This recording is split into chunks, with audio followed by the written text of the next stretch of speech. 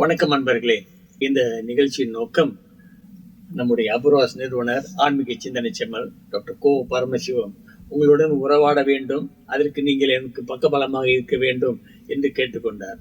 ஒரு எடுத்துக்காட்டுங்க டாக்டர். அஞ்சி ராமச்சந்திரன் எத்தனையோ கதாநாயகிகளோட சேர்ந்து நடிச்சிருக்கிறாரு. ராஜசுலோசனா, சாவித்திரி, பத்மினி, அஞ்சலி தேவி, வரலட்சுமி, இப்படி எல்லாம் இருந்தாலும் ரோஜா தேவி கூட கதாநாயகி நடிக்கும் போதுதான் அது உச்சக்கத்தும் சிறப்பாகவும் கவர்ச்சியாகவும் இல்லைங்களா? அந்த மாதிரி அபூர்வாஸ் உரிமையாளர் டாக்டர் கோ பரமேஸ்வரன் யார் வேணாலும் இணையலாம்.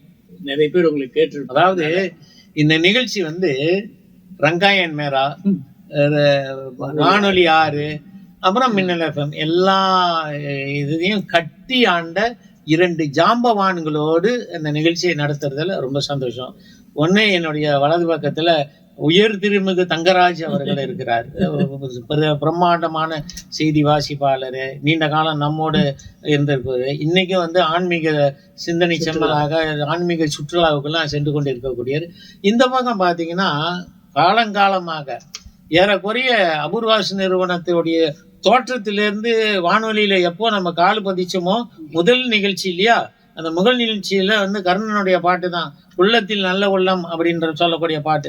அந்த நிகழ்ச்சியிலேருந்து இன்னைக்கு வரைக்கும் நம்ம நிகழ்ச்சியில இருக்கிறார். இடைப்பட்ட காலகட்டத்தில் சில மருத்துவ விஷயங்களுக்காக உடல்நல குறைவு, அது உடல்நலம் குறைவு இல்லை, மனதளவுல உடல்நல குறைவு ஏற்பட்டதுனால இவர் கொஞ்சம் விடுமுறையில இருந்து இப்போ வந்திருக்கிறார் இந்த நிகழ்ச்சியை படைப்பதற்கு. எனக்கு ரொம்ப மகிழ்ச்சியா இருக்கு டாக்டர், அவரை பார்க்கறதுக்கு உற்சாகமா பேசுறாரு. ஆமா ஆமா. இந்த நிகழ்ச்சியோடைய நோக்கம் என்ன தெரியுங்களா? வாழ்க்கையில நிறைய விஷயங்கள்ல தோற்று போய் அல்லது மன உளைச்சலாகி வீட்டுல இருக்கக்கூடிய இந்த வயதானவர்களா இருக்கக்கூடியவங்க அல்லது எளிய வயதுல இருக்கக்கூடியவங்க, வேலைக்கு சென்று கொண்டு இருக்கக்கூடியவங்க, அடுத்து என்ன நடக்க போகுதுன்னு தெரியாம இருக்கக்கூடியவங்களுக்கெல்லாம் இந்த நிகழ்ச்சி ஒரு உந்துதலா இருக்கணும். இவரு ரிட்டையர்ட், அதாவது ஓய்வு பெற்றுட்டாரு. ஆனாலும் பாருங்க, அவர் வீட்டுல இருக்கிறதே கிடையாது. இவர் உலகம் முழுக்க சுற்றி வந்து கொண்டிருக்கிறாரு. இவரும் அந்த மாதிரி வீட்டுல ஏதாவது அவர் பண்ணி கொண்டே இருக்கார், எழுதி கொண்டு இருக்கிறார், நிறைய நிகழ்ச்சிகளுக்கு போய் கொண்டிருக்கிறார். இப்போ என்னைய பார்த்தீங்கன்னா நான் வீட்டுல இருக்கிறதே கிடையாது. வீட்டுல இருந்தா ரொம்ப சீக்கிரம் போயிடுவோம் அப்படின்னு தெரியும். அதனால இந்த மாதிரி உறவாடக்கூடிய ஒரு சில நிகழ்வுகள், சில தலைப்புகளை பத்தி உங்களோடு பகிர்ந்து கொண்டால் சிறப்பா இருக்கும்னு இந்த நிகழ்ச்சி மறுபடியும் ஏற்பாடு பண்ணியிருக்கோம். அப்படிதான். ஏன்னா நம்ம வீட்டுல இருந்தோம் அப்படின்ட்டா இந்த ஓய்வு, அதாவது பதவி ஓய்வுக்கு பிறகு வீட்டுல இருந்தோம்னா நிச்சயமா பல சிந்தனைகள்லாம் நமக்கு பல குறைபாடுகள் ஏற்படும். அது மட்டும் இல்லாம பல பிரச்சனைகள் வரும். அதெல்லாம் சமாளிக்க அப்படின்னா நண்பரோட போய் சென்று உறவாடி, உற்றார்களோட உறவாடி இதெல்லாம் செய்யறதுக்கு போது ரொம்ப சிறப்பா இருக்கும். அதை செய்யறதுக்கு தான் இந்த மாதிரியான ஒரு உரையாடல்கள் சிறப்பா இருக்கும் அப்படின்னு நீங்க சொல்லுங்களேன். சுருக்கமா சொல்லட்டுமா? சொல்லுங்க. இந்த உலகம் உலகம் மாற்றத்தை விரும்பக்கூடியது. நீங்க என்ன பேசினாலும் என்ன சுத்தினாலும் அதனுடைய ஆணிவேர் என்ன தெரியுங்களா? வாழ்வும் வளமும்.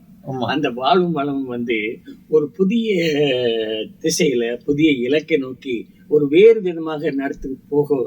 அதான் நம்முடைய நோக்கம். ஆமா, நிச்சயமாக. மாற்றத்தை இந்த உலகம் விரும்புது பாருங்க. மாற்றம் ஒன்றே மாறாதது. மாற்றத்தை உலகம் விரும்புகிறது. ஊடகம் ரொம்ப ஒரு நிறைய ஊடகங்கள் வந்துருச்சு. இதனால அந்த நிகழ்ச்சி ஒரு ஒரு நம்பிக்கை ஊட்டக்கூடிய ஒரு நிகழ்ச்சியா இருக்கும் அப்படின்னு தான் நான் படைக்கிறேன். சரி, இப்ப இவங்க என்ன செய்யலாம் டாக்டர்? நீங்க என்ன செய்யலாம்னு நினைக்கிறீங்க? இப்ப இந்த மாதிரி ஓய்வு பெற்றவங்க இந்த மாதிரி உருவாடுறது ரொம்ப சிறப்பா இருக்கும். அவங்க என்ன செய்ய சிறப்பா? நீங்க சொல்லுங்களேன், என்ன செய்யலாங்க? இந்த மாதிரி ஓய்வாக இருக்கக்கூடியவங்க வீட்டுல இந்த ரிட்டையர்மெண்ட் பணி ஓய்வு பெற்றுட்டாங்க, என்ன செய்தா சிறப்பா இருக்கும்? அவங்க எல்லாம் என்ன மாதிரியான ஒரு சூழ்நிலை? கணவன் மனைவி இருந்தா 2 பேரும் பேசிக்கிட்டு இருக்கலாம். சில வீடுகள்ல தவிர்க்க முடியாத சில காரணங்களா இருக்கும். ஒருத்தர் புரிந்து கொள்ள முடியாத ஒரு சூழ்நிலையா இருக்கும். கணவன் ஒரு 30 வருஷம் உத்தியோகத்துல இருந்திருப்பாரு. அவரோட உத்தியோகத்துல தவறாம இருந்திருப்பாரு. அந்த சூழ்நிலையே வீட்டுல இருக்கக்கூடிய மனைவினால புரிந்து கொள்ள முடியாத ஒரு சூழ்நிலை இருந்திருக்கும். அவர் எப்படி இருந்தார், அவர் எவ்வளவு ஒரு டிசிப்ளினா, எவ்வளவு ஒரு கட்டுக்கோப்பாக இருந்தார், அதை அவர் அதே தான் எதிர்பார்ப்பார் வீட்லயும். இப்படிதான் இருக்கணும் அப்படின்னு. அந்த எதிர்பார்ப்பு வீட்டுல இல்லாம ஏன்னா அந்த மனுஷன் நம்ம பேசினாலாம் கடுகடுன்னு விழுறா அப்படின்னு சொல்லக்கூடிய எதிர்பார்ப்பு கூட இருக்கலாம். அதெல்லாம் ஒரு ஒரு அட்ஜஸ்ட்மெண்ட், ஒரு சகிப்பு தன்மையோடு இருக்கக்கூடியது வாழ்க்கையாக இருக்கும். சில வேலைகளில் நண்பர்களை போய் சந்திக்கிறது, அல்லது சில உறவினர்களோட நிகழ்ச்சியில் போய் கலந்து கொள்வது, தோட்டம் பயிரிடுறது, இந்த மாதிரியான செயல்கள் வந்து மனதுக்கு இதமானதாக இருக்கும். நீங்கள் சொல்லுங்களேன், என்ன செஞ்சால் சிறப்பாக இருக்கும்? பதவி ஓய்வு, பணி ஓய்வு என்று சொன்னால் அதன் பின்னே ஒட்டி கொண்டு வருவது முதுமை. அந்த முதுமை வந்த பிறகு நம்மோடு யாராவது பேச மாட்டார்களா என்ற ஏக்கம் நிச்சயமாக பலரோட உள்ளத்துல இருக்கும். பேசணுங்க. சுமையாக சில பேர் நினைக்கிறாங்க. முதுமைன்னு வந்துட்டாவே அது ஒரு சுமை, அவரு கவனிக்கிறது இல்லை, ஒன்றும் பேசுறது இல்லை, அந்த மாதிரி இருக்கக்கூடாது. ஏன் அது வந்து முதுமைன்னு நீங்க நினைக்கிறீங்க? முதுமைன்னு நம்ம நினைக்கவே கூடாது. நினைச்சா அப்படின்னா நம்ம வந்து முதுமையாக ரொம்ப வயதான மாதிரி நினைப்போம். நான் முதுமைன்னு நினைக்கவே மாட்டேன். எப்போதுமே சுறுசுறுப்பா இருப்போம், இளமையா இருப்போம் அப்படின்ற ஒரு இது எண்ணம் தான் இருக்கணும். அப்பதான் நம்மளால செய்ய முடியும். முதுமை என்பது ஒரு சுமையே கிடையாதுங்க, ஒரு சுகம். ஒரு தகப்பன் தான் வாழக்கூடிய காலகட்டத்துல, வாழ்ந்த காலகட்டத்துல அவன் பெற்ற அனுபவங்கள் அப்படின்றது மிகச்சிறந்த ஆசான், மிகச்சிறந்த ஒரு குரு அப்படின்னா தகப்பனார் தாங்க. அந்த தகப்பனாருக்கு எத்தனையோ விஷயங்கள் நீங்க பாருங்க. நீங்க ஏன் இந்த காலகட்டத்திலயும் நிறைய விஷயங்கள்ல நீங்க ஈடுபாடு காட்டுறீங்க? நீங்க ஏன் காட்டுறீங்க? நீங்க எங்கெல்லாம் வழுக்கி விழுந்தீர்களோ, எங்கே விழுந்து நீங்க வந்து சிரமப்பட்டீர்களோ, அந்த இடத்துல உங்களுடைய குழந்தைகள் விழக்கூடாது அப்படின்னு சொல்லக்கூடிய நினைப்புல இருக்கக்கூடியவன் தகப்பன். தான் பற்ற கஷ்டங்களே குழந்தைகள் படக்கூடாது. ஏன் எல்லாரும் வேலை செய்யறீங்க?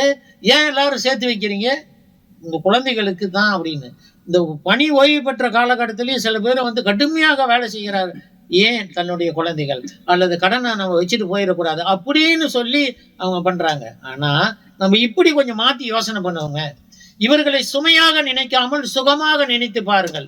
இந்த தகப்பனார் வாழ்நாள் உள்ள அளவுக்கும் எனக்காகவே வாழ்ந்து தன்னுடைய வாழ்க்கையில நிறைய விஷயங்களை தோற்றவன், விட்டு கொடுத்தவன் இந்த தகப்பனார் அப்படின்னு சொல்லக்கூடிய அளவுக்கு குழந்தைகள் இருந்தா, ஒரு திரு ஆறுமுகம் பேசுறப்ப அவர் சொன்னாரு, பேசணுங்க அப்படின்னு சொல்லிட்டு. நினைத்து பாருங்கள். எல்லாரும் உங்களுடைய மனசாட்சியை வந்து கேட்டு பாருங்கள். எத்தனை பேர் வீட்டுல தகப்பனார் பணி ஓய்வு பெற்றிருக்கிறாரு.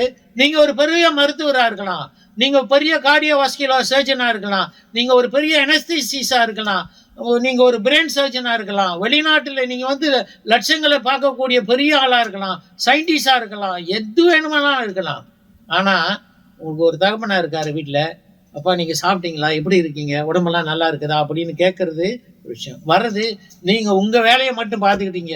இவர் இருக்காரா இல்லையா, ஏதோ ஒண்ணு இருக்கு, இருக்காரா இல்லையான்னு கூட இல்லை, ஏதோ ஒண்ணு இருக்கு அப்படின்னு சொல்லக்கூடிய ஒரு சூழ்நிலை இல்லை தான். நிறைய பல வீடுகள்ல இந்த மாதிரி நடந்தக்கூடிய பேசுறது ரொம்ப குறைவா இருக்கும்.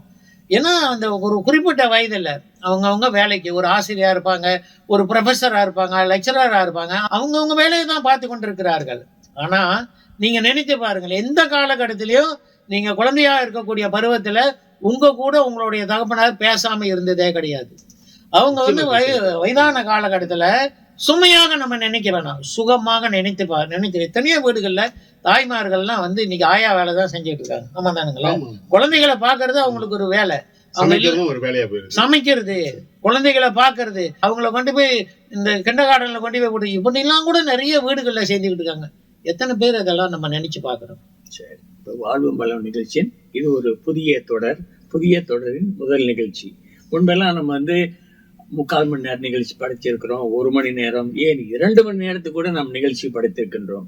அப்படி நீண்ட நேரமாக இல்லாமல் சுருக்கமாக, கடுகு சிறுத்தாலும் காரம் போகாதுன்னு சொல்லுவாங்க இல்லைங்களா, அந்த மாதிரி சில விஷயங்களை சுருக்கமாக இப்போ இந்த புதிய தொடர் நாம் ஆரம்பிச்சிருக்கோம். அது முதல் நிகழ்ச்சி.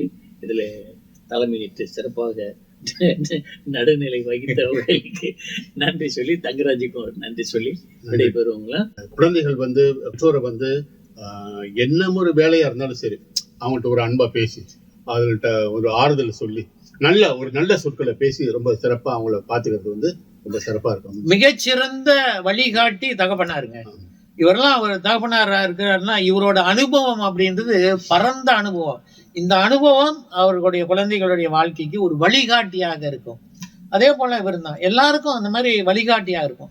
இருக்கக்கூடிய வாழ்க்கையில திருப்பும் வந்து தகப்பனார் வந்து பறந்து திருப்பும் உங்களுக்கு இதே தகப்பனார் வருமா, அதெல்லாம் நமக்கு தெரியாது. ஆனா வாழக்கூடிய காலகட்டத்துல மனிதன் மனிதனாக வாழ வேண்டும், மனித நேயம் நமக்கு இருக்க வேண்டும்.